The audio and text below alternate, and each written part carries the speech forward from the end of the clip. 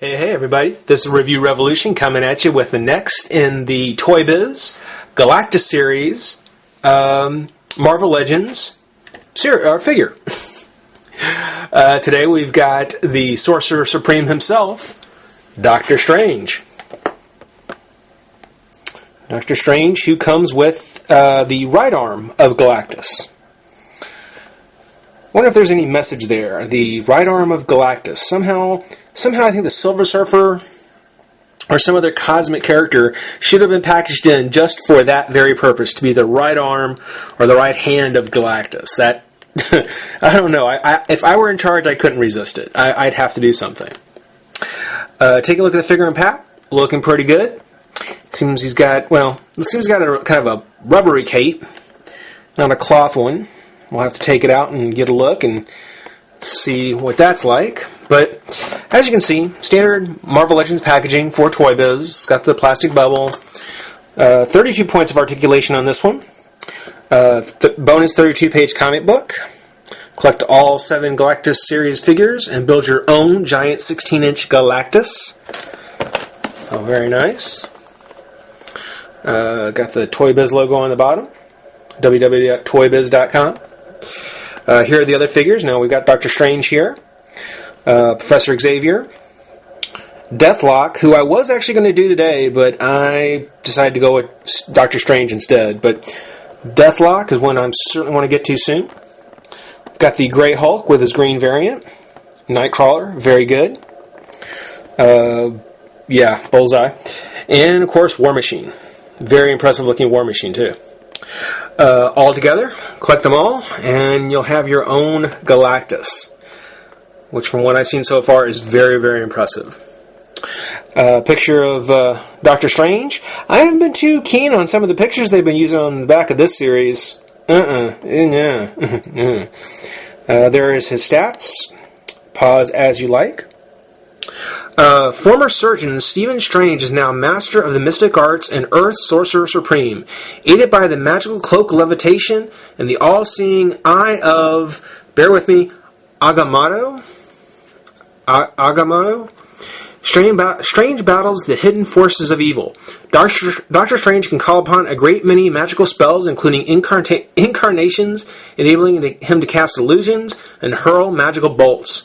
A cloak of levitation grants Doctor Strange the power of flight, and the eye of Agamotto allows him to see through illusions and read minds. He also possesses a wide array of arcane texts, artifacts, books, and relics. When extraordinary events occur and the unexplained becomes commonplace, rest assured the Doctor is in the house.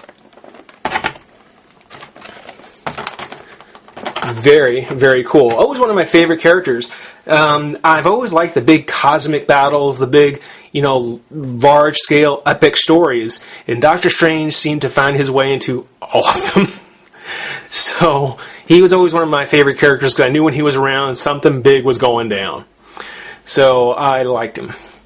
For the most part, though, that's the packaging. We'll take a moment and pop him out of the pack and have some fun with the figure. So, see you soon.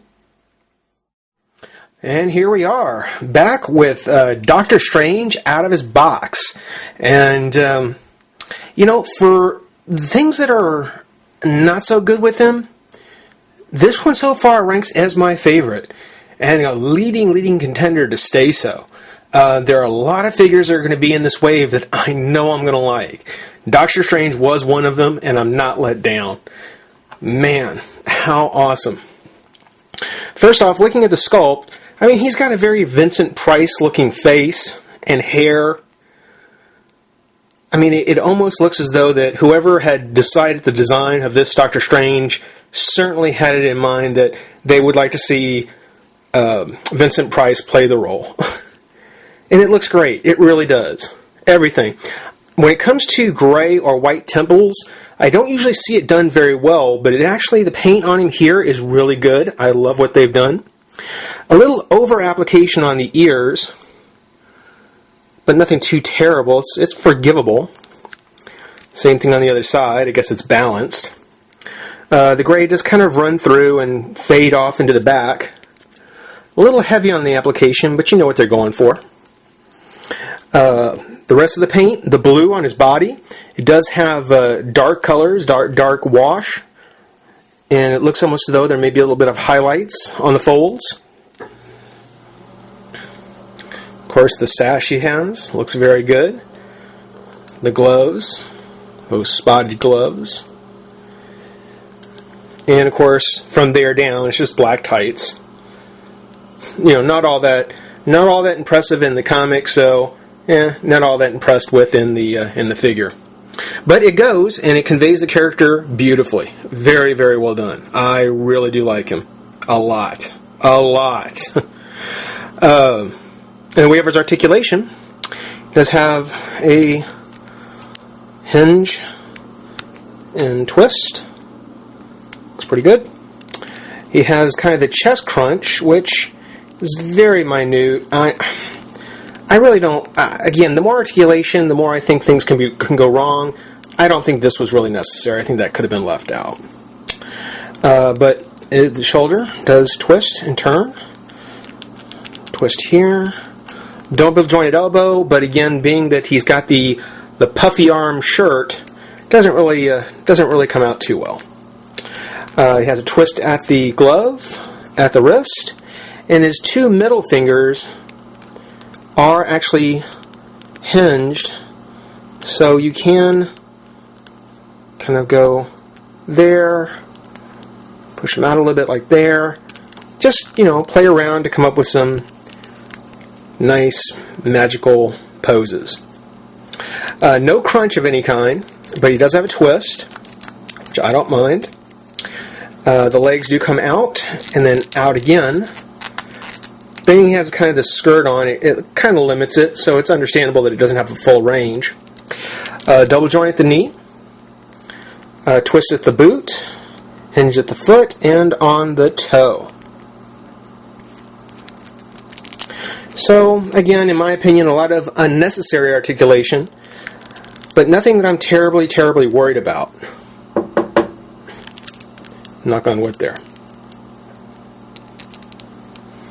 In the way of his accessories, he does actually come with what I count as being two. One is the rubbery cape, which actually I don't mind. Cloth would have been cool, but they did go ahead and give him a rubber cape that is pretty nice. I can understand why he doesn't have the crunch and why some of the articulation may be a little more limited, because it really does kind of take over once it's on him. But as you can see, it does actually look pretty cool. And just to let you see it from the back, oops. Has a third piece here, which opens up. Why? Well, I don't want to get into that.